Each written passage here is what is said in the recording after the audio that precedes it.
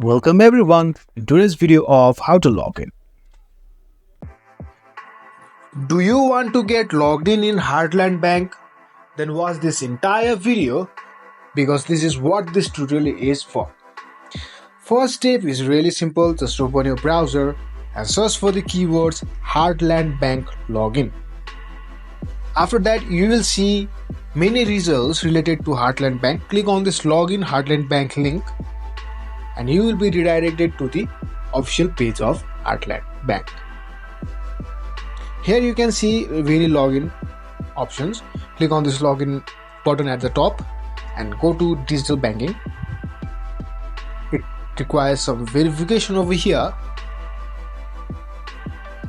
Let me finish it. After that verification, you are now redirected to the login form. Here you have to fill username and password. Let me quickly fill it. Make sure you have put in the appropriate credentials here and simply click on this login button, and if all the credentials are correct, you'll be logged in Heartland. Thank you for watching this video. If you want to find more helpful videos like this, make sure to like, share, subscribe and comment down in the comment section below.